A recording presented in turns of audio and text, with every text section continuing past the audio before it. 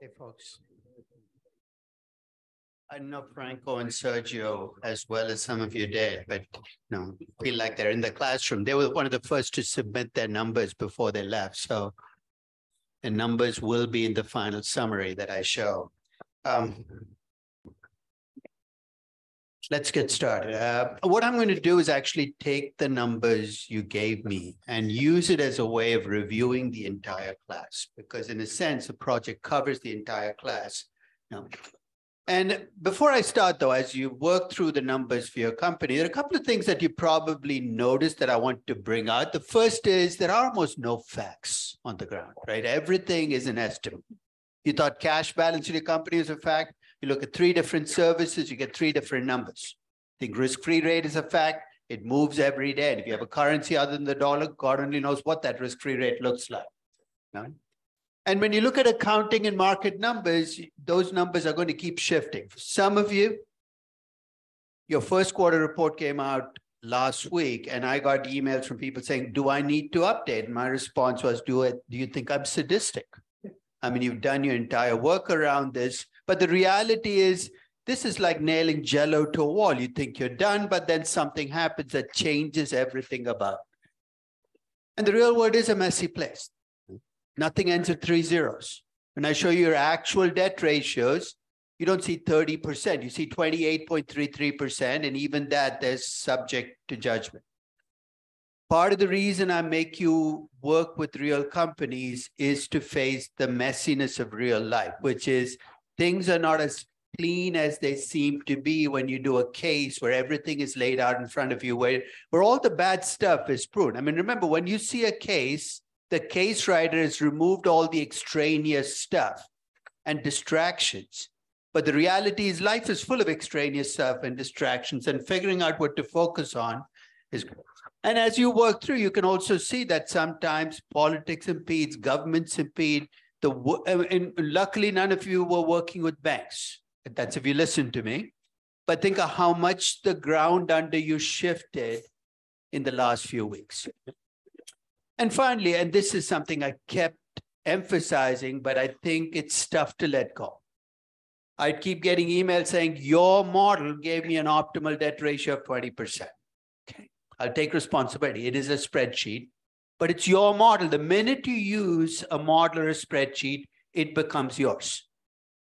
If you find it complex and you don't understand what's going on, it's a black box. Stop using the model. So the model is just a tool, but sometimes I think the power gets shifted and you feel like you're working for the model rather than the other way around. So let's get the process started.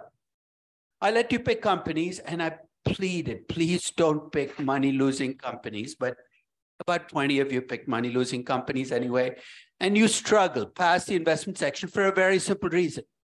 You know why a money-losing company is tough to make? For this, I mean, I allow people to pick money-losing companies in my valuation class. In this class, the reason I suggest you not pick a money-losing company is you can do beta and a cost of equity and a cost of capital. You get up till there, and then what's the next thing? I ask you what the return on capital on your projects is, right? What's the number going to look like if it's a money-losing company? It's negative. Does that mean your company is a bad company? Not necessarily. It could be a young company. Let's say you plowed through that, then you get to the capital structure, and you put in a negative operating income. What's your optimal debt ratio going to be? If you're already in a hole, stop digging, right? Your optimal debt ratio is going to come back as 0%. There should be no surprise here. So your optimal debt ratio is going to be 0. When I ask you what kind of debt should you issue, you're saying, what do you mean, what kind of debt? I shouldn't be issuing debt in the first place. Then you get to the dividend section, and they say, how much can you pay in dividends? This seems like a silly question. You're a money-losing company. You should pay no dividends. What happens basically after the investment section is there's not a whole lot you can do with the company. So you're saying, what do young companies do? A young company can probably get by without a CFO. Why? Because what is it all about? It's about taking great investments and designing. It's all about the future. So I'm not saying corporate finance doesn't matter. It's really about the investment decision. We use the life cycle to illustrate this. The investment decision, the financing, it's all about the investment decision. But I also let you pick whatever company you wanted, even if other people pick the same company. Right? So these were the most chosen companies in this class. 7 people did NVIDIA. Okay? 6 did Netflix, 5 did Costco, 4 did Nike, and 3 did Activision. So there are 7 people all looking at the same company, 6 people. Now, that might strike you as strange. Why do you let multiple people look at the same company? Because you don't get the same numbers, even though you might look at the same company. I pulled up your summary numbers. And at this stage, I have to tell you, you know how you have those disclaimers at the bottom of email saying, these are not my numbers. These are your numbers that you put into the spreadsheet. I did a few editorial fixes, like you had an optimal debt ratio of 74,000%. And I know debt to cap ratio cannot exceed 100. So my guess is you were tired, it was late at night, you wanted to head to 74 and became 7,400. Other than that, I left your numbers as is. Okay? So there were 7 of you doing NVIDIA. You all agreed on the corporate governance part. That's kind of miraculous. Okay? 1.5. So, but it suggests that you're looking at the same features. So and for the most part, the overall conclusions you drew were the same, which is the companies, slightly under levered. The optimal debt ratios that you came up with were, slightly over levered. The optimal debt ratios you came up with were close to, and the only reason you see difference in the optimal is because I jump in 10% increments. You decided some of the groups decided to go with 1% increments, 3% increments. But for the most part, while you agree on the overall conclusions, none of the numbers are the same, right? The cost of capital are different across the board. I don't think there's so 7, and they might all be within a range. You're saying, how can that be? Some of you did it on different dates, right? March 15th, April 11th. Why does it matter? Your risk-free rate is going to be different. When you made the equity risk premium computations, I suggested revenue weights, but I said you could bring in other weights.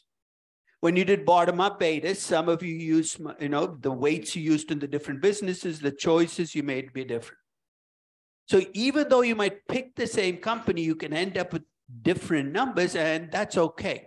I am happy that the overall conclusions you came up with were pretty much the same in terms of debt ratio and dividend policy. But you can pick the same company, the numbers you get can be different depending on the choices you make. There is discretion in this process that can lead. So let's go back to the very beginning. I started the class by talking about how a company had multiple stakeholders, right? Let's go through the list. You have shareholders, you have bondholders, you have employees, you have customers, you have society. All of them are stakeholders in the company. And I talked about why it was absurd to talk about stakeholder wealth maximization. You can have one objective and multiple constraints. You get to pick which one is the objective. In corporate finance, we pick shareholders to give primacy. Why is that again? Somebody remind me why shareholders are given primacy in corporate finance. Yes, they're the only ones who get a residual claim. Imagine getting a residual claim without any power over a business. You know what's going to be left over, right? If I tell you, look, I'll give you whatever's left over, but you'll have no power in how I slice up the pie, you will get no pie. So that's why shareholders, that doesn't mean we don't care about employees and lenders. They're constraints. To run a business well, you have to have employees who are happy to work for you, customers who like your products. But we give shareholders privacy. But managers run businesses, not shareholders. Managers might be hired and fired, at least technically, by shareholders. And we talked about how managers can put their interests over shareholder interests. That was the focus of the first section. Where does the power lie in my company? Does it lie with shareholders? Because through annual meetings of the board of directors, they exercise power over managers. Does it lie with managers? Does it lie with inside shareholders over outside shareholders? And the reason that choice becomes so critical is everything companies do can be driven by what you see there. Like what? If you believe that managers essentially put their interests over shareholder interests, everything you observe on capital structure and dividend policy will reflect what's good for managers, what makes them comfortable. Imagine being a manager of a company where managers are supreme, shareholders have little power. Let's go through. Now, when you go through, whether it's investment policy or capital structure, dividend policy, your choices are going to reflect what makes your life more comfortable. So you might say, look, I don't want to borrow money. It's a pain in the neck. I don't want to answer to ratings companies. I don't want to pay dividends. I'd rather keep the cash in the company. And when you take acquisitions, it's not about positive net present value. It's, hey, what does it do for me? So if doing a big acquisition pushes up your ego power, you say, look, I'll go to the acquisition. So the focus of this exercise was really ask, where does the power lie in your company? So let's see what you found. So basically everything you're going to see in the charts reflect what you told me. So I gave you a choice between 0 and 2, right? I really expected 0, 1, or 2, but I saw 0.1. I'd love to know how you finessed it to get 0.22, 0.25. I'm sure you had some amazing metric, but the reality is it's a subjective judgment, right? Based on what you see in the board of directors. And overall, here's what your conclusions were. In 19% of your companies, the score you gave was less than 0.5. Shareholders have little or no power. In 28% of your companies, shareholders have a little power. They can do something. In about 32% of your companies, shareholders have more power. They can do, they can do more things, maybe even change the directors. And in 21% of the companies, shareholders basically run the company.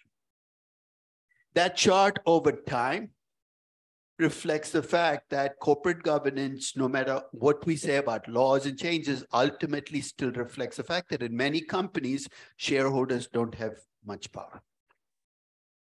So that's a corporate governance part. Any questions on the corporate governance part now that it's behind you? Why we do it, what we look at. It's and here's what I want you to think about. When you think about a board of directors, don't think about is it big, is it small, or independent, dependent. Ultimately, it's about how effective is this board. That's a question you're asking. That's a tough question to answer because what would you like to see? You'd like to see a board with backbone. That when a CEO says, I'd like to do a big acquisition, they said, no, you can't do that. So when you look at companies, you basically want to get a sense of where the power lies. Move on to the second question I asked you. Who is the, go ahead, Tariq. Why, what is increasing? Well, because as you go through time, and that goes back to 2003, emerging market companies, at least in those days, didn't have a lot of institutional investment. Remember that, go back 20 years, a lot of markets, the investors were primarily individual investors. You didn't have the BlackRocks of the world kind of spread across the world. So some of it is just the shift. But why do we care about the marginal investors? Somebody remind me again. Diversification. To see if they're diversified. And why does that matter that they're diversified? What does it give me as a bonus when they're diversified? You eliminate the company.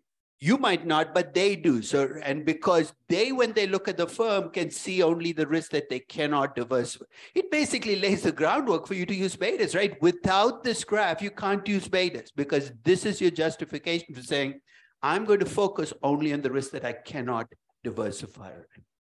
And as you can see, no, you got lucky. I mean, this, analyzing a company where individuals who are not diversified are the marginal investors is messy. It's not impossible. What do you have to do if in fact, I mean, most of you didn't have this problem. I think out of the 188 of you submitted, only like 4 of you or 8 of you had individuals or insiders. What would you need to do differently if an individual or an insider is the marginal investor? What do we do with the private company? We took the beta and we adjusted it for the rest of the risk, right? The total beta risk. You have to start thinking almost as if your company is a private company. Don't worry, even if you said individual as your marginal investor, you didn't do that. I'm okay with it, but just remember, that door is now open that your company might have to be analyzed more like a privately owned company. So if once we lay the foundation that marginal investors are diversified, then we look at the cost of equity through the eyes of that investor. We measure the risk as beta. And beta basically reflects macro risk exposure. It's not about micro choices. My CEO, good or bad, that's firm specific. So if you think about what goes into it, there's 3 factors that drive your beta. One is what type of business are you in? More discretionary business should have higher betas. How much fixed cost do you have? The more fixed cost you have, the higher your beta. And finally, financial leverage can affect your beta. But the very fact that you're using beta indicates that you're focusing only the risk you cannot diversify. The risk-free rate should come from the currency of your choice. So if you decide to do your analysis in yen, you need a yen risk-free rate. You do dollar. This is not about where your company is incorporated, but what currency you chose to analyze the company. I know some of you were analyzing companies like HSBC. God only knows where in the world you'd put it geographically, but it doesn't matter where you put it. You make a choice. You can do it in US dollars. You can do it in Hong Kong dollars. You can do it in British pounds. But once you make that choice, everything has to be driven by the choice. And your equity risk premium reflects where you do business. Now, whether you use revenues or production, I'll leave that choice to you, but that's basically the driving force. Now, of course, when we talk about betas, I drew that contrast between the way most people estimate betas, which is to go to Bloomberg, look up the beta for the company, which effectively is a regression beta. And we talked about all its limitations. Somebody remind me of the limitations of regression betas, because you got to be, preparing this debate, because you're going to be debating during the summer with somebody who comes out and says, what the heck is this bottom-up beta? Why aren't we using a Bloomberg beta? Tell me the reasons regression betas are so dangerous. Dor? They're just the past of you. So first, they're backward-looking, right? So to the extent that your company, backward-looking by itself, if you leave it there, people answer, so what? All data is backward-looking, but your company could change. Say that the company would go as it matures forward. So that's a different problem, but you're saying the company can change over time, backward-looking betas. What else? Come on, by now you should have the arguments ready. Why regression betas are so messy? Backward-looking, accepted. So are bottom-up betas, incidentally, right? They change. Because I did look at backward. They change depending on the time lapse you They are very sensitive choices you make in estimation. 2 years versus 5 years. Weekly was, and you saw this already when you looked at 3 different services, 3 very different betas. Bloomberg reports 1 beta, Yahoo Finance reports another beta, S&P Capital IQ reports a 3rd beta. S&P Capital IQ actually reports 5 different betas for your company, 2-year beta, 5-year beta. Choices matter. And finally, there's a statistical reason. This is actually the most powerful reason for not using regression betas, which is when you estimate a beta from regression, what comes with that estimate? A standard error in R squared, right? And the standard error will always be high unless you cook the regression. Remember the Nokia regression? Looked great because I chose an index. If you run this regression right, it always comes with a big standard error. The alternative is to build up to a bottom-up beta. And if you don't like the word bottom-up, a couple of you have complained and said, you know what, I don't like, because pick something else, something to reflect the fact that you're not using a regression beta. You start with the business of businesses your company is in. You look at the unlevered betas of companies in that business. And then you take a weighted average and adjust for your debt. Still backward looking, but what do you gain? First, when you average out across 100 companies, your standard error is going to be much smaller. That's always going to be true. It's a law of large numbers. Second, if your business mix is changing, you can reflect what your current business mix is, not what it used to be. You can even be forward-looking and say, my business mix will change further. I can adjust it. You reclaim power over your betas when you do a bottom-up beta.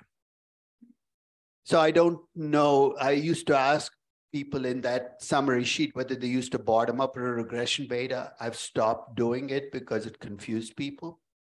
But after I get the reports and as I read through them, I keep tabs on how many people use regression betas. And if you use a regression beta, you're not alone. Every semester, I try to get to the 100% bottom-up betas. It never quite works. There's always a handful or holdouts. I'm going to use a regression beta. And if you did, let me guess some of the reasons you went with the regression beta. One is that your company is so unique, you could not find comparables. There are no unique businesses. There are unique ways of delivering old businesses. You know what I mean by that? Uber did not invent car service. It just invented a different way of delivering car service. So when you say your company is unique, it's probably because you're defining your business in such a narrow way that you can't think of what people used to do before this company came along. The second, and this is actually something that I've had to kind of try to fight back on, is my company's on only one line of business. It's only in steel. Why do I need a bottom-up beta? What I think this argument is premised on is what you gain from bottom-up betas is the weighting, not the law of large numbers. Because even if you're in one business, the steel business, an average of 100 steel company betas is still better than one steel company beta. And finally, and I know some of you ran into this because I heard about it in an email where you said, look, I have a bottom-up beta. It's very different from my regression beta. What should I do? Let me ask you a question. If bottom-up betas were always pretty close to regression betas, would we go through this process? It's precisely because it's going to be different for some companies that we go through this process. So when they're different, I'm going to argue, use the bottom-up beta, move on. This is not the hill you want to fight on and say, look, I want to defend a regression beta. So I pulled up the betas that you submitted as your regression betas. The median beta across the companies that you picked was 0.84. The average was 1.14, reflecting a skew because some of you picked some really risky high growth companies and it showed. Okay. What do I read out of this? I want you to start to develop a template on what a typical company picked in this class is. A typical company is about average risk. I also asked you for a Jensen's Alpha for your company. Remind me again what Jensen's Alpha measures. Give me in intuitive terms a definition of Jensen's Alpha. What is it?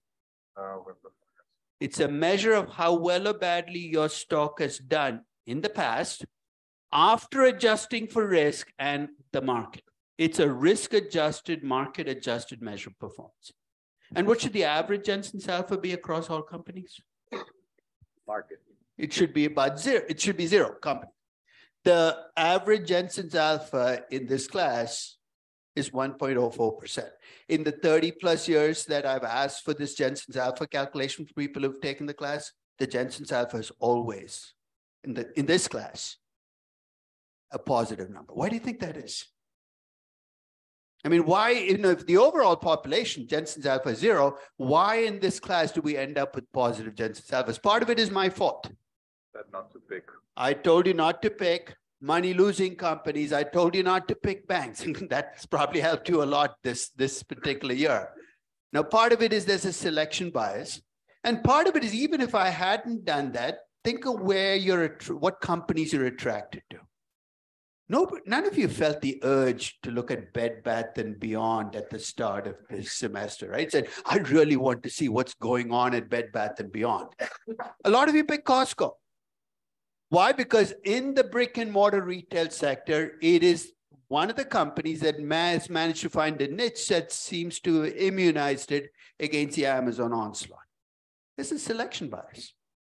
We're drawn to success, and that shows up in the Jensen's Alpha.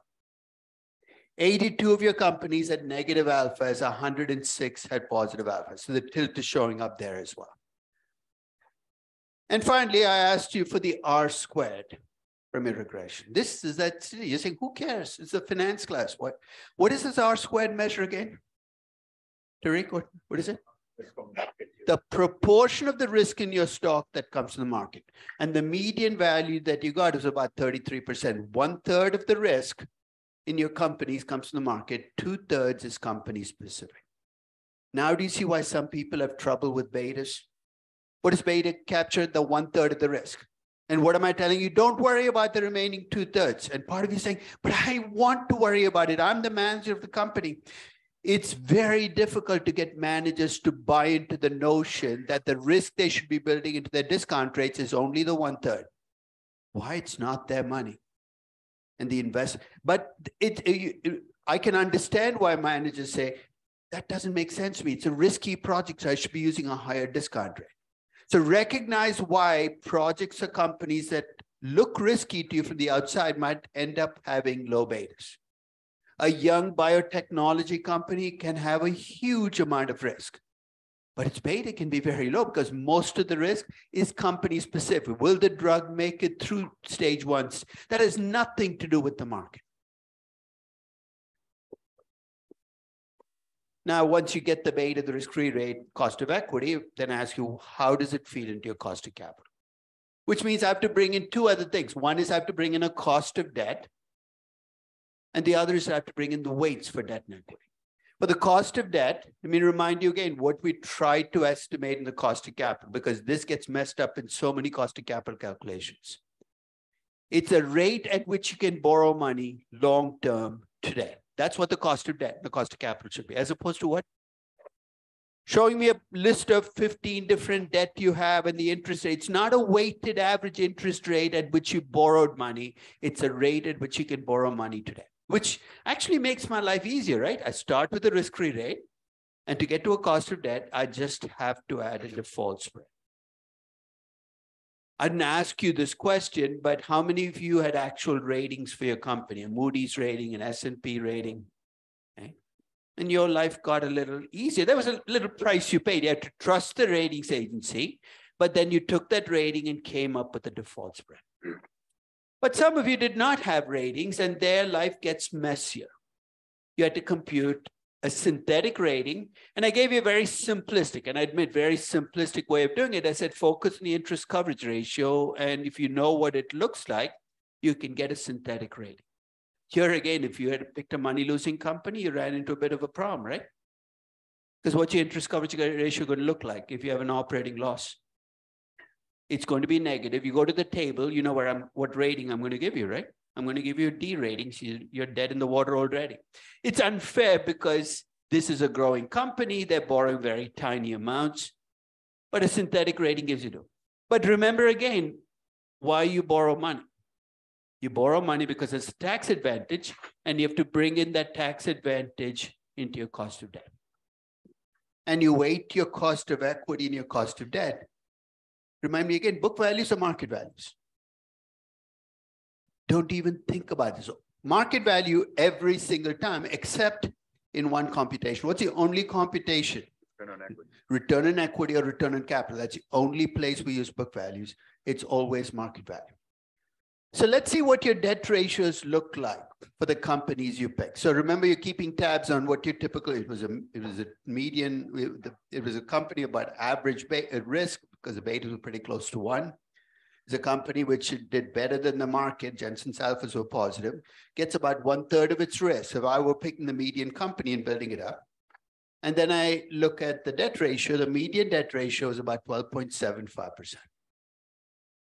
87.25% comes from equity. So most of the capital, at least at the companies you pick, comes from equity. Okay?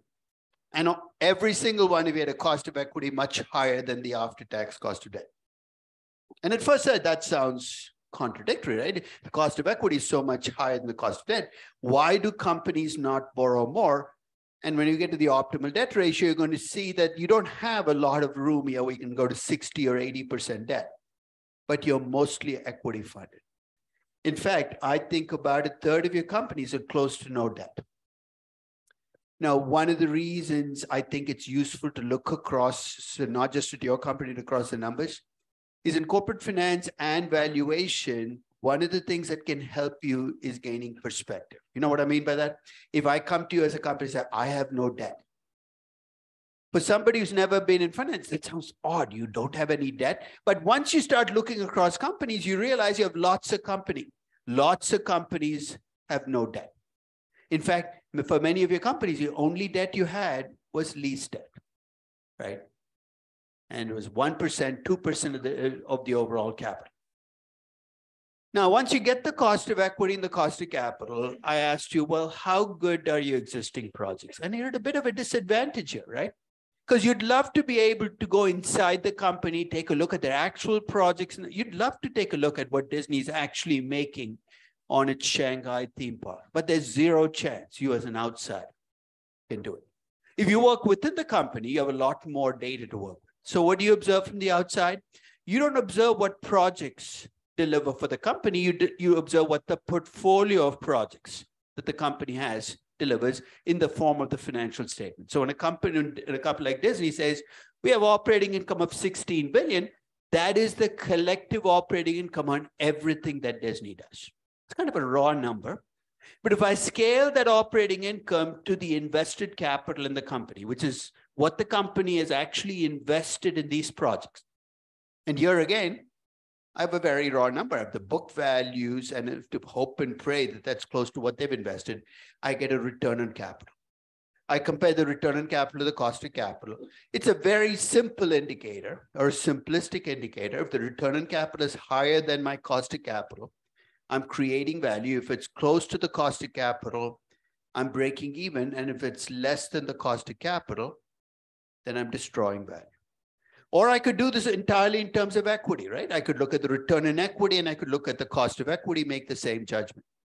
Over the weekend, which is my last weekend before I start grading, I wanted to get a couple of posts on my blog. Some of you might have read this, but you had other things to do. I know exactly what you had to do. But I wrote about first what a banking business looks like and talked about what is it that makes for a good bank. And then yesterday, I actually wrote a piece on what do the returns on banking businesses look like. You know, the collective return on equity at banks in the US was in 2022, which is actually a pretty good year. It was 12%. You know what the cost of equity for banks is? About 12.3%. Collectively, banks are earning less than their cost of equity. The banking business, it's not quite broken, but it's become this, and this is true collectively. You're saying, but there's JP Morgan. It's true JP Morgan earns more than the cost of equity, but it is in fact the exception. It's a one company among the big five companies. The other four, Bank of America, Wells Fargo, I think PNC is in there, and Citi all earn well below their cost of equity. Now, when you look at this excess return, you have a number, right? It could be positive, it could be close to zero, it could be negative. That's just the start of the assessment. You have to ask why. So why is the banking number negative? You're saying because net income dropped off. You're looking at the mechanical component. I mean, remember, excess returns come from what? Barriers to entry, competitive advantages. For much of the last century, banking has been able to earn more than its cost of equity. Why? Because entering the business was really difficult to do. And once you were in the business, you were protected from competition. You also had all these additional things added on. You know, until the 1970s, if you as an individual put your money in a bank, and you really had no other choice but to put in a bank, the government actually put a ceiling on how much the bank could pay you in interest rates. Banks loved it. You couldn't pay more than 3%. So when you're in a bank, interest rates outside could be 8%, but you were stuck with 3%. How does it help banks? Those deposits now come to you at 3%. You can lend them out at current market interest rates. You get the spread. In the late 70s, that business started to break down because Merrill Lynch introduced the very first money market funds. Remember, until the late 70s, if you were an individual with a lot of cash, you put in the bank, you might have put into a fixed deposit account, but you were still constrained what you could make. Money market funds for the first time allowed you to earn market rates. Already you can see the cracks in the banking model emerge because now there's competition for deposits. Deposits are getting sticky, are getting unsticky. So if you think about banks wanting to keep deposits in, it's everything that gives you and me power as consumers, move our money around, earn higher rates of returns, is another blow against the banking model because that money 50 years ago would have been stuck in a deposit at the bank at a low interest rate. And that's just the start of why the banking business is coming apart. How do banks make money? They make loans. They make financial investments. And let's face it, the financial investment side, you're going to be pretty close to zero net present value. It's not like banks are run by Warren Buffetts who go around picking, and because you're constrained. So it's really on loans, you're trying to make excess returns, which means there should be some borrowers that you're charging more than you should given their default risk, because that's how you make money, right? And 60 years ago, if you were a borrower, where's the only place you went for, especially if you were small, you went to the bank to borrow money.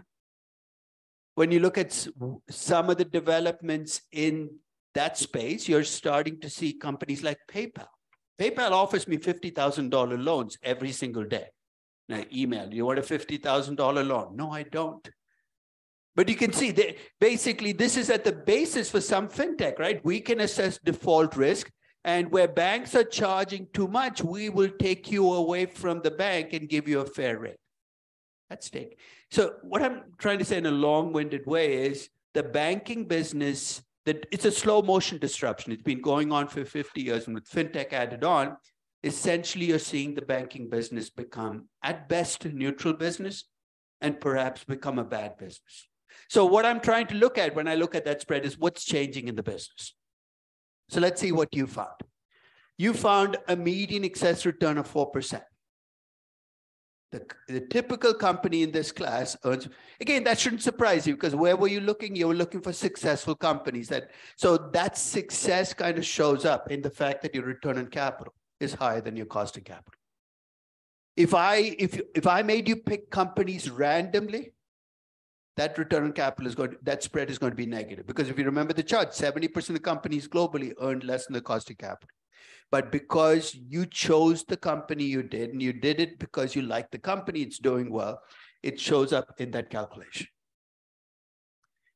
Now, I also asked you to come up with the optimal debt ratio. Remember that the actual debt ratios are pretty low for your banks. And I said, are these banks all significantly under-levered? And I did give you that spreadsheet, but the spreadsheet is not rocket science. It just computes the cost of capital at different debt ratios. You could do it by hand if you had the patience. The median optimal debt ratio across your companies is about 20%. That number pre-2017 used to be closer to 40%. So what's changed?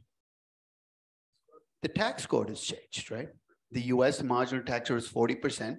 85% of you still pick US companies. You put a 40% tax rate into your Excel spreadsheet instead of a 25% tax rate. It makes a difference. The optimal debt ratio is 20%. And I've listed the 20. So basically 50% of your companies between 10 and 30% is your optimal. And as I was looking through the numbers, at least 15% of your companies, the optimal debt ratio was 0%. Even though they're making money. You say, why would that be? Because even going to a 10% debt ratio, they're making money. But if you're a high growth company making money, remember going to 10% of your market cap, could be tens of billions of dollars of debt, your rating just drops through the floor. Lots of companies should not borrow money. Even if they're money making, they're not quite ready. So looking across your companies, and I looked at your typical companies are under-levered by about 4%. It's not a huge change. So if you think about value creation, this isn't the place, but for most of your companies, it's going to happen. And that's a good thing. Because if everything is on that side of the balance sheet, there is really no real value creation. Nothing's happening to your operations. Now, in terms of the right kind of debt, let me lay out the base principle. What are you trying to do? You're trying to create debt that behaves like equity. What does that mean? You want to tie the cash flows on your debt to your cash flows in your business. Remember the gold-linked bond? A gold mining company issues a gold-linked bond. When gold prices go up, their earnings are higher, but their coupons are also higher, so they can afford to make those coupon payments. Now, you might wonder, how does this help you as a company to match it? First, it reduces your likelihood of default because your cash flows move up and down on debt, move up and down with your operations.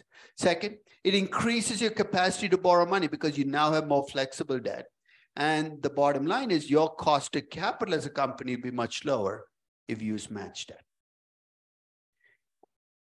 Now, of course, if you think about how do you exactly do this in a company, there are three levels at which you can match debt. One is we have companies with really big projects, infrastructure companies. Even companies like Disney, when you look at a theme park, you could actually tie financing directly to projects. You look at the project's cash flows, you know how long it lasts, you design debt that's matched up. This is why leases work so well for retail companies, right? Because what do you do with the lease? You attach it to an individual store. So it varies across the country, it varies in terms. It makes complete sense that a retail company should use leases. Most companies, though, have to, yes, go ahead. Project-specific financing, so does that mean like you issue project-specific bonds? How do you do It that? doesn't have to be, but you know, if you could, you would, right? But if I'm a lender and Disney says, I'd like to issue bonds against a theme park, not against a company, what kind of interest rate am I going to charge on the theme park bond? Higher or lower? Higher, because I don't have the general obligation. So it's always a trade-off. It's the nice thing about attaching debt to a particular asset is it means that the consequences are lower if that debt doesn't pay off. You just walk away from the debt, you write off that asset. No, but it does come with higher interest rates. Second is if you have too many projects to do this on, you borrow against a portfolio of projects. And 90% of your companies, that's effectively what you end up doing. The company borrows across a portfolio of projects. And then you try to match up your debt to that portfolio. One is kind of intuitively saying, what's a typical project for my company? So if you're taking opening 100 stores as a company and you want to borrow against them, you think about them collectively. What does that portfolio pay off? Or you'd run those macro regressions, which I suggested that you can try, but you're going to get some strange numbers, and many of you did. The core is, I think, to go back to the intuitive. But there are some companies that choose to mismatch debt, and the way they fix things is by using the derivatives markets and swaps to kind of make sure that their debt is matched up. And especially with the kind of company where your risk exposure varies year to year. For instance, Boeing's foreign exchange exposure will vary from year to year, depending on who they're selling aircraft to. Rather than issuing debt in a different currency, you might just issue debt in dollars and fix the problem using derivatives and swaps. So that's capital structure. We turn to dividend policy. Dividend policy at its core is very simple, right? You look at what cash is left over. And you as a company have a choice. You can return the cash or you can hold on to the cash. But the key is estimating how much cash can be paid out. That's a free cash flow equity. The way we estimate it, we start with net income because it's equity that we care about. We add back non-cash charges, depreciation, amortization. We subtract out what needs to be reinvested, which includes CapEx, working capital. And if there are debt cash flows, we bring them in as well, right? Cash, when you borrow money, cash comes in. Everything in that table comes from the statement of cash flows. So for any company, you can compute your free cash flow equity. And one of three things is going to be true about it. One is it's a positive number. The second, it's close to zero. The third, it's negative. What does it mean when your free cash flow equity is negative? You have to raise fresh equity to keep going. What does it mean when it's zero? You shouldn't be paying dividends. You don't have the capacity to pay dividends. When it's positive, you have a choice. So I did ask you to compute how much your company returned. And I also asked you to keep tabs on how much of it comes from dividends and buybacks. So I took your dividends number and your buybacks number and computed what percentage of your cash returned comes from dividends. So this is across your companies. The way to read this, in your typical company, 70% of your cash flows come from buybacks right now. That shouldn't surprise you because that's pretty close to what the overall market looks like. And in a fairly high percent, almost 30% of your companies, the only way cash was returned was with buybacks. You're capturing a trend that's been going on for a while. I wouldn't be surprised if 10 years from now, you saw an even bigger shift. Half your companies, all the cash gets returned in buybacks. So it's an interesting question about dividends versus buybacks. People keep expecting dividends to come back, but I don't think they can ever come back because the reasons they went away are not just with us, but they're getting worse. Earnings are getting less predictable. You can't have a sticky dividend policy, and you see that play out. I also took the cash that you returned as companies as a percent of your free cash flow equity. The median number for that was 82%. What does that tell me? For every $100 you had available to return, you returned $82. So add that on as another feature of your median company. Not only is it doing better, it's holding back cash. For what? Future projects, growth, whatever in the future, right? In 103 of your companies, the cash return was less than your free cash flow equity. So tell me what happens to that cash that you did not return. Where does it go? It goes into your cash balance. So basically, if you track the cash balance of these companies, in 85 of your companies, the cash returned exceeded your free cash flow equity. which means they're digging into past cash. They're essentially, and they might not be irrational. If they're under-levered, like some of your companies were, maybe this is the way they're moving towards their optimal debt ratio. It's only in the last week we got to valuation. The objective of corporate finance is to maximize value. And we talked about the two ways you can value business. You can focus on equity cash flows, discount them back at the cost of equity and come up with the value of equity. Or you can look at pre-debt cash flows of the firm, discount them back at the cost of capital and come up with the value of the firm. So since I did not spend as much time as I did in actual valuations, I thought I would take two valuations at opposite ends of the spectrum. First one, I'm going to value Deutsche Bank in 2008 with a dividend discount model. What are we doing when we use a dividend discount model? We're trusting managers to pay out what they can afford to in dividends. So what I'd like you to do is take you through the mechanics of a dividend discount model, because before we look at free cash flow of the firm, let's get this part nailed down. So in 2008, I assumed that I'd normalized income. So I took an average over 5 years because 2007 numbers looked really high and I said they can't maintain it. And based on that normalized number, their income was about 3.95 billion euros and their dividends were 2.146 billion euros. So payout ratio of about 54%. Using the normalized numbers, the return on equity that I got for Deutsche was about 11.81%. So basically, they're returning 54% of their cash in dividends. They're making 11.81% return equity. That gives me an expected growth rate of 5.4% a year.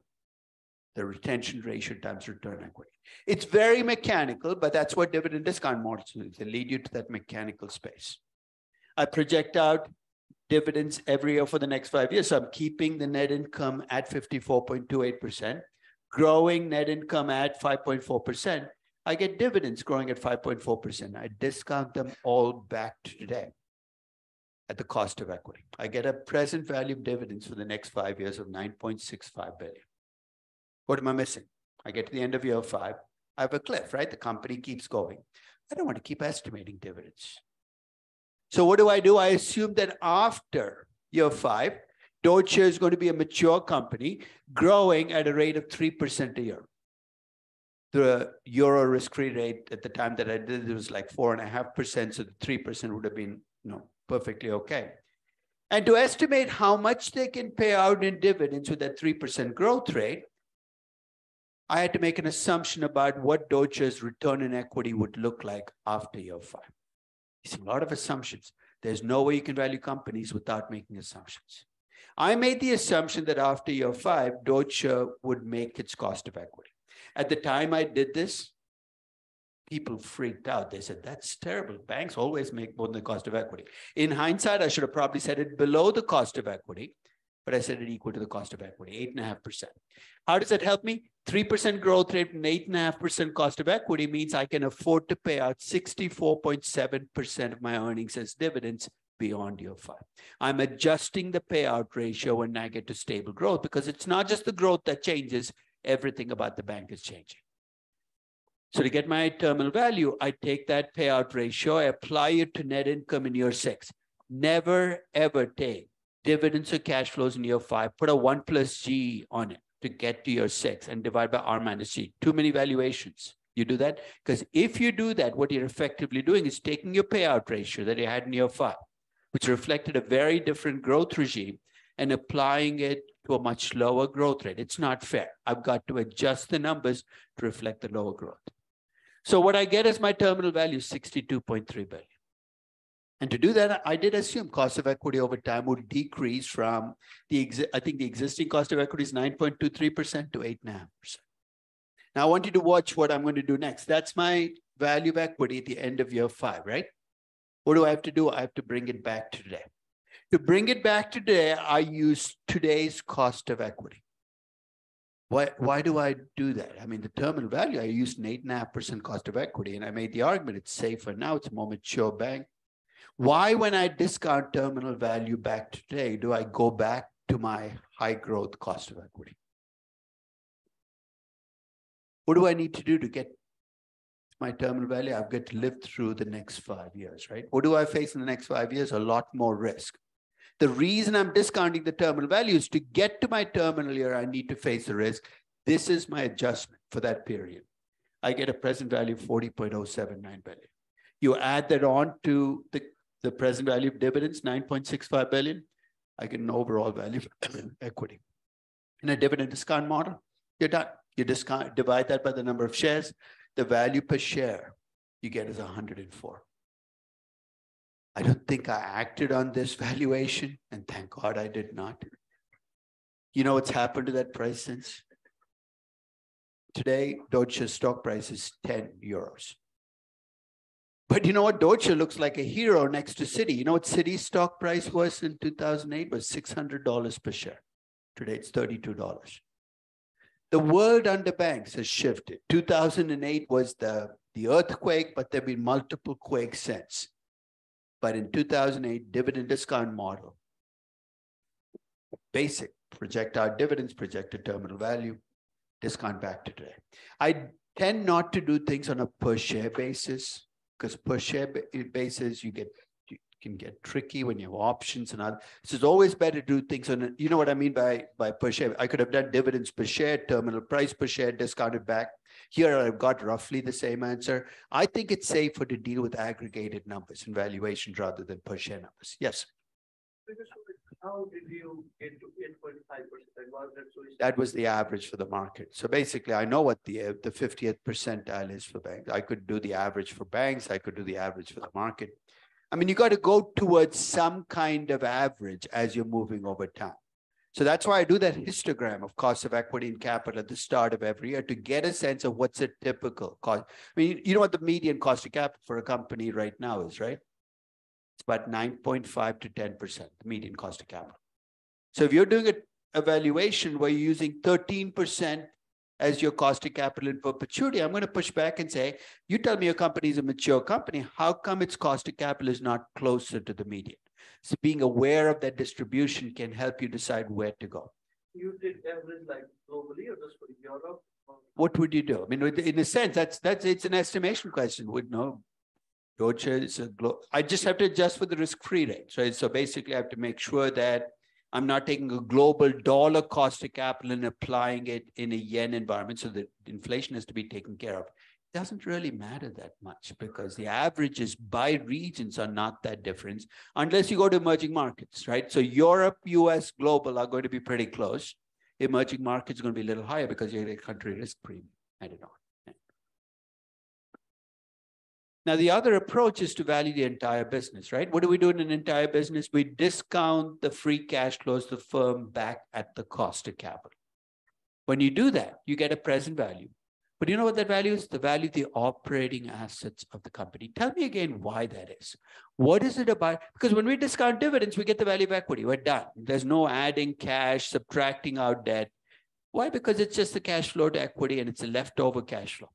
Why, when we do free cash flows firm discounted back at the cost of capital, do we end up with the value of the operating assets? What do I start with to get to free cash flow firm? What's a starting line? It's after-tax operating income. It's EBIT times 1 minus T. So at the risk of stating the obvious, you know what I valued? Everything that goes into EBIT has been valued. So what hasn't been? In the case of Apple, what have I missed when I take free cash flow firm discount back at the cost of capital? What's a big asset that asset has whose earnings are not part of EBIT? Goodwill. It's not an asset at all, right? It's an accounting concoction. So this is a real asset. It's about $200 billion. Do you want more clues? It'll get lower probably in the next few weeks because it's very tangible. You don't have to bring in accountants. It's right there. It's your cash balance. Think of why. Interest income from cash is not part of operating income. It shows up below the operating income line. So when you take free cash to the firm and discount back at the cost of capital, you haven't valued cash. You need to add cash in. What else have you not valued? What other assets do companies have? And don't get down brand goodwill because these all contribute to the operating income, right? So Coca-Cola's brand name is what gives its operating income. But what is the other segment of assets that companies have whose value doesn't become part of my free cash flow firm discount back at the cost of capital? What happens when you own 10% of another company? What's it classified as? A minority holding. And how do accountants show what happens in that minority holding in the income statement? They'll show it as income from that minority holding, but below the operating income line. So if you have lots of minority holdings in other companies, it's not going to, you're saying, how big can it be? In 2014, I valued Yahoo. I discounted free cash flow for back at the cost of capital. I got about $4.5 billion. But the $36 billion of value that I missed in what? Yahoo in 2014? Their investment in Netflix? What? No, they never, I think you must have read Marissa Meyer's interview yesterday where she said, I wish I'd bought Netflix instead. I mean, wishes and $2 will get you a cup of coffee, but no, she didn't buy Netflix. But Yahoo in 2014 got its value from two holdings in other companies. One was 35% of Yahoo Japan, which is actually a separate publicly traded company. The other was 21% of a company called Alibaba. You never heard of it? This was just as they were going public. Does anybody remember the market cap of Alibaba at the time it went public? It's about 200 billion. What's 21% of 200 billion? You don't have to work out the math. It's about 40 billion. I missed a $40 billion asset when I discounted free cash for the firm at the cost of capital. So not only do I have to add cash, I have to add the value of those minority holdings in other companies. And think of why. It's because I haven't counted it in yet. Then I subtract our debt. Why? Because I want to get to value of equity. And if I have equity options outstanding, remember, I have two claims on the equity, one from the shareholders like you and I, and the other from managers who might have options. So I subtract out the value of those management options, saying, those are not my equity. You're saying, again, how big can that be? Take a look at my Amazon valuation from 2000. 20% of the equity value went to management options that had already been given. Why in the 1990s, tech companies gave out options like they were free money? They're not. They're part of your equity, and I've got to take it out. You see why when you value the firm, I call these loose ends, and there are a lot of loose ends to tie up to get to the value of equity per share. So I'm going to try to complete my Disney analysis because Disney has been such a big part of this class all the way through. I wanted to do a valuation of Disney. And every valuation, as I said, is going to tell a story, right? And the story I'm going to tell for Disney is a status quo story. What does that mean? In 2013, as I valued Disney, I said Disney is run by Bob Iger. He's firmly entrenched. And the company is going to continue to be run the way it's been run in the past. How does this play out? For the first 5 years, I left their tax rate at the 31% effective tax rate they were paying in the most recent year. And I brought in the marginal tax rate of 36.1% for the cost of debt. Their return on capital is 12.61%. This is just from looking at the past. I assumed they could maintain it for the next 5 years. It's an assumption. That's part of my status quo story. Their reinvestment rate is 54%. I'm assuming that they can keep at that reinvestment rate because that seems to be pretty close to where they've been. You multiply those two numbers, my expected growth for the first 5 years is 6.8%. My debt to cap ratio, if you remember, their existing debt to cap ratio is 11.5%. You're saying, why aren't you replacing it with an optimal? I'm not running the company. Bob Iger is. He's chosen to be at this debt ratio. I can't just arbitrarily replace it. This is why when analysts replace existing debt ratios with optimal debt ratios, you've got to be very cautious. This isn't your company. The existing management makes the choices. For the first 5 years, in a sense, I've locked them in at what they look like today. Is that always guaranteed? No. In this case, I did. But let's say I was doing Disney in 2023, right? I'd be much more reluctant to lock in Disney at 2022 numbers because 2022 was a year where lots of things were changing, right? Bob Chapek left. So don't automatically assume this for every company that you can just extrapolate the past. In this case, I am. What happens after year 5? I'm getting nervous. The company's getting bigger and bigger, and I know scaling up is going to start to work against the company. So I go to year 11. You're saying you're skipping year 6 through 10. 6 through 10 are going to become almost mechanical in adjustment period. Year 11, I make Disney into a mature company. Remind me again what a mature company does. It grows at a rate less than or equal to the economy. That's only one part of it. What else does it have? It has a cost of capital closer to the average for the market. What else will happen? The returns on capital are going to start drifting down towards the cost of capital. Mature companies don't make 20% above the cost of capital. So after year 10, I give them a growth rate of 2.5%. And I do assume the return on capital is going to drift down from 12.6 to 10%. It's an elaborate story for the next 10 years. You're playing God. And every time you value a company, you are playing God because so many things are out of your control. 2.5% growth rate, 10% return on capital means my reinvestment rate after year 10 is going to be 25%. I don't have to reinvest as much because my growth rate is lower. My cost of capital decreases a little bit towards what was the average cost of capital then for a company. Beta move towards one cost.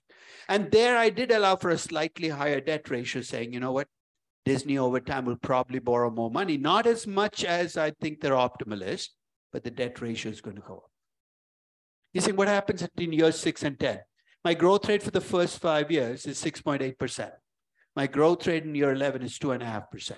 What's the easiest way to get from 6.8 to 11? Take the difference, divide by 5. You're saying that is so simplistic, guilty as charged. You want to finesse it, put in a log normal function or an exponential function, be my guest, it's going to have almost no effect on your present value. So I just move in linear steps. Year 6 through 10 just become I call it a transition period where everything shifts from my high growth period to my stable growth period. So here's what my final valuation looks like. I don't like spreadsheet valuations because you get 20 numbers, 15 columns. So what I've tried to do in this picture is show you how the assumptions I made, the table that you saw before, plays out in the numbers. For the first 5 years, they grow at 6.8% a year. So there's my base year number, growing at 6.8%. And they're reinvesting 54%. So each year I project out the after-tax operating income. The reinvestment is just 54% of that. Very simplistic. Notice I'm not doing net capex change. I don't care. Ultimately, what I care about is the total reinvestment. So I get the free cash flows to the firm. And the free cash flows to the firm actually after year 6 start growing at a rate faster than my operating income because my reinvestment is starting to drop off. What happens after year 10? I become a mature company growing at 2.5% a year. I estimate my cash flows. And this was the reason I estimated how much they'd have to reinvest in steady state. I get a terminal value at the end of year 10 of 165 billion. My cost of capital, and this is actually a cost of capital I've already done. By the time I got to the valuation, remember I did a bottom-up beta and I did a cost of equity and a cost of debt, the existing cost of capital of 7.81%. That cost of capital declines to 7.29%. I discount the cash flows and the terminal value back to today. Value of the operating assets of 125.5 billion. Then I start tying up loose ends. Start with the easy one, I add cash. They did have one minority holding. I think their Hong Kong theme park, they actually owned less than a majority stake. That was one of the conditions the Chinese government imposed. That 49% non-operating investments worth 2.8 billion. I subtract that. And then there's another minority item. Accounting should think of a different word name to give this. But when you have 60% of another company, how does the accounting work? What is it called? It's called a majority holding. And around the world, IFRS and GAAP, you're required to consolidate. It's a really stupid practice. Because what does consolidation mean? You act like you have 100% of the revenue. So when you look at the operating income for a consolidated company, you counted 100% of the operating income to the subsidiary, even though you own only 60%. We have a problem. Do you see what that problem is going to be? If I use that to come up with the valuation, I'm acting like I own 100% of the subsidiary, but I don't.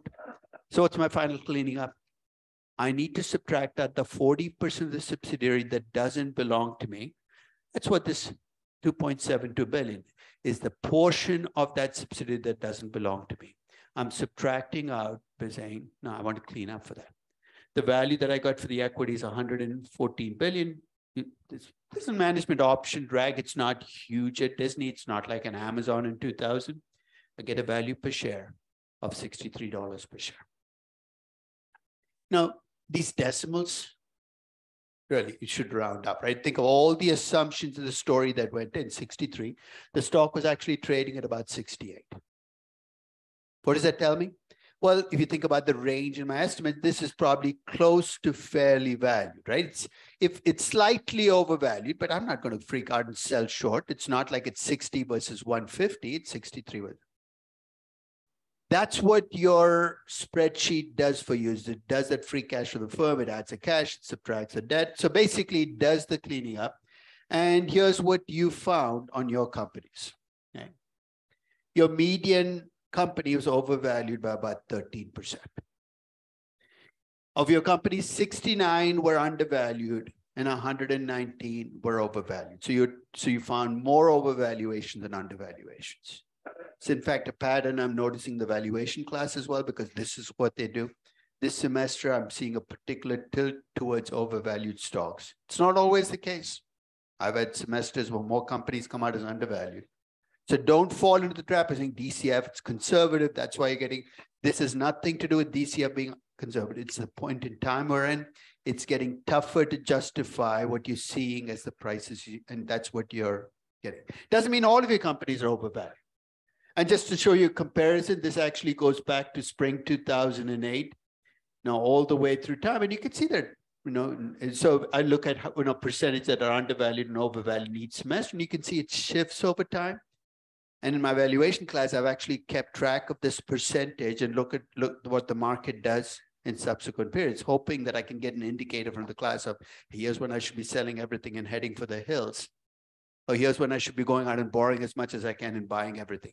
Your indicators are not that powerful, so I'm not going to do anything crazy, but it's worth tracking because it gives you a sense of the moment we're in with markets. Now, that's your value for your company, given how it's run, right? I describe it as status quo value. But if you think about what we've been doing all through the semester, we've been asking, does the company do the right thing? Is it borrowing enough? Is it paying out enough in dividends? Could you change the value of your company? That's what corporate finance really is all about, right? The levers you can adjust to change the value of your company. So when we talk about the investing principle, we're talking about, hey, how do I get growth to create value? How do I grow faster or slower and create value from the process of doing that? When we talk about the financing principle, we're talking about how do I change the discount rate in my company by changing the mix of debt and equity and matching up debt. When we talk about dividend policy, we're saying how much cash do I return in a way that maximizes my value as a company? You can reframe almost everything we do in corporate finance as questions you can ask after you've done a valuation of trying to change the value of the company, make it a more valuable company. So I'm going to try on Disney. So this is in 2013. I said, what could I do differently? Well, if you look at the top, the reinvestment rate is about 50%. I actually did, I actually lowered the reinvestment a tiny bit from 54%. And I, pushed up the return capital, what they used to earn before 2013, 2008, 2009, 2010, about 14%. It's wishful thinking, but not a whole lot of room to move, right? Because I moved from 6.8 to 7% growth rate. I did move their debt ratio to their optimal.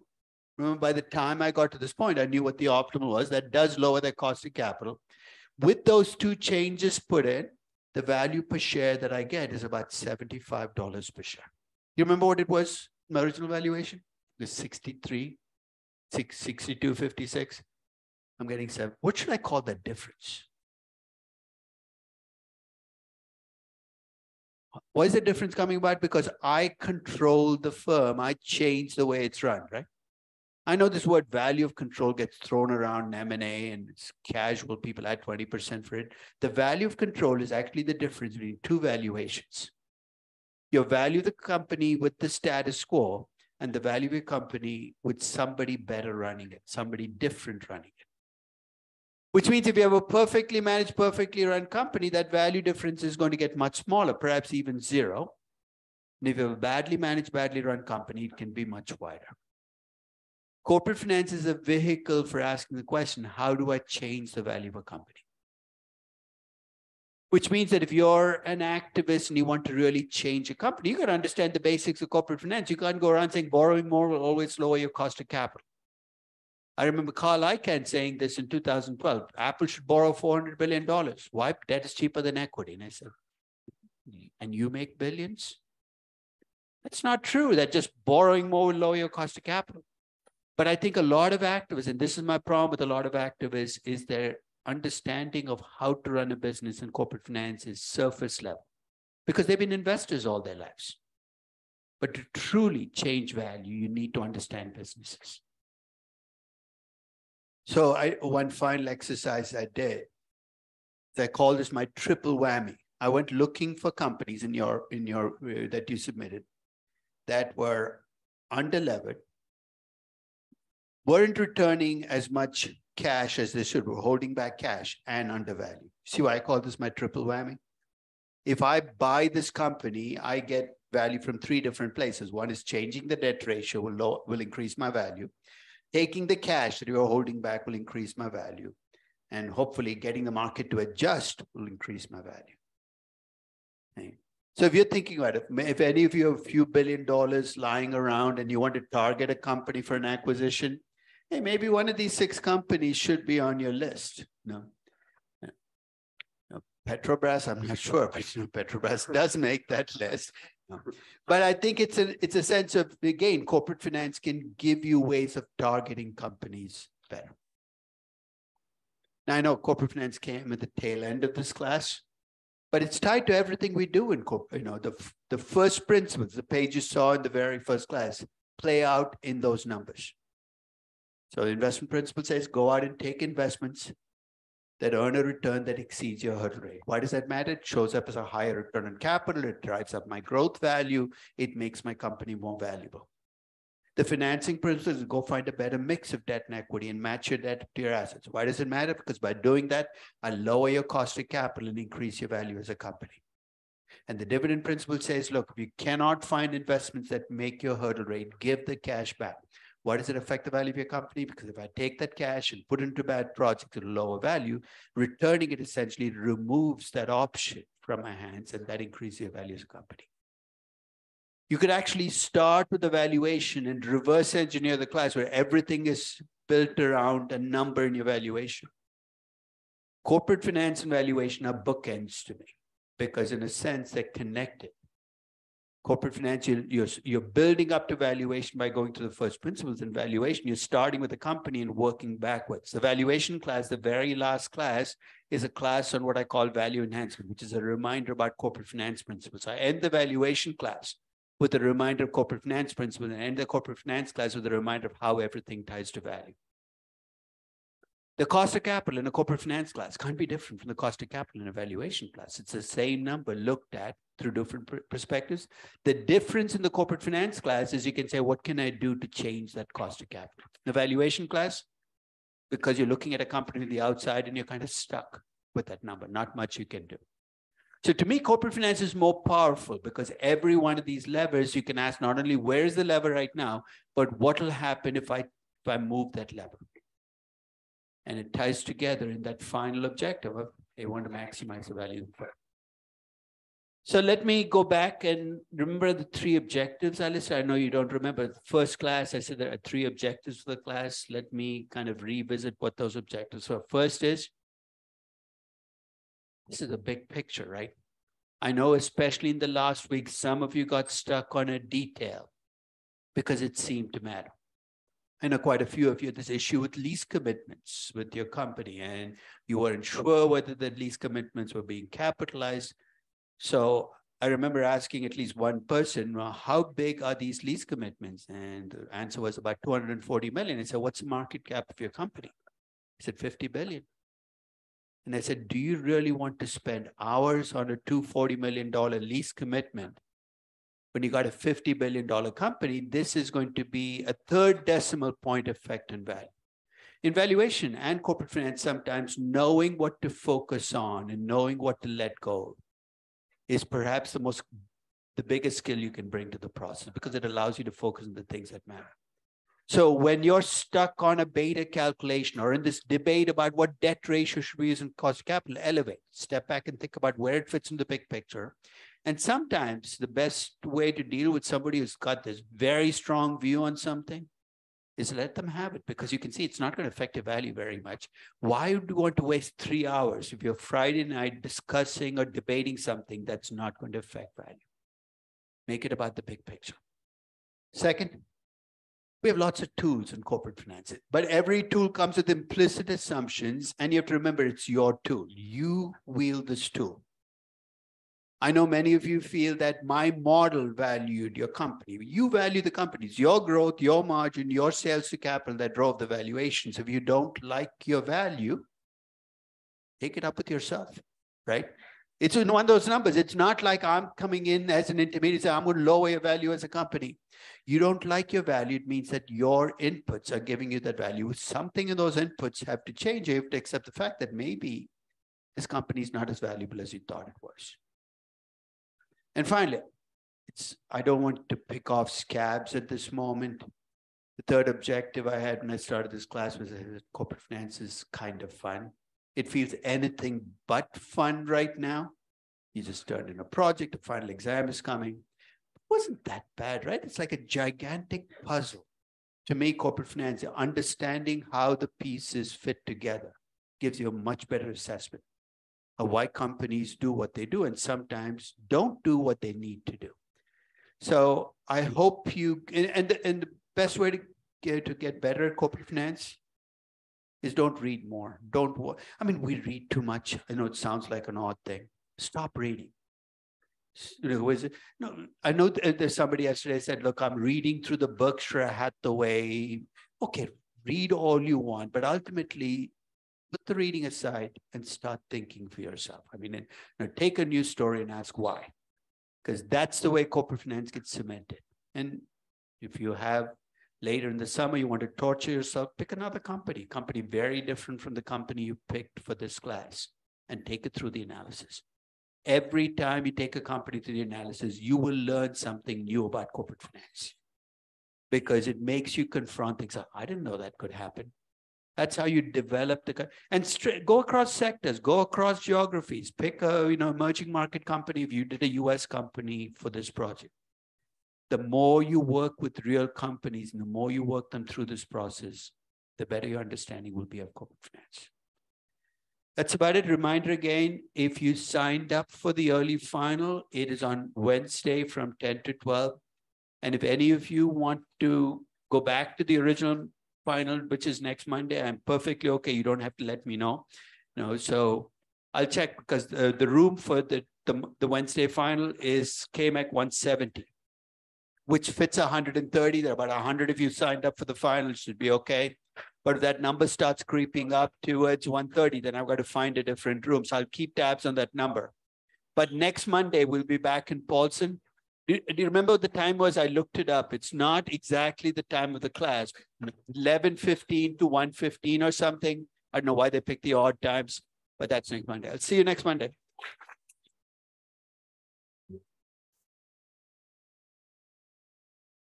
Oh, one final thing, and this is purely selfish. You have to do your CFEs.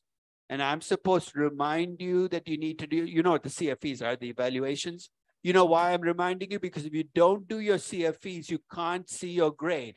And if you can't see your grade, I know exactly what's going to happen next.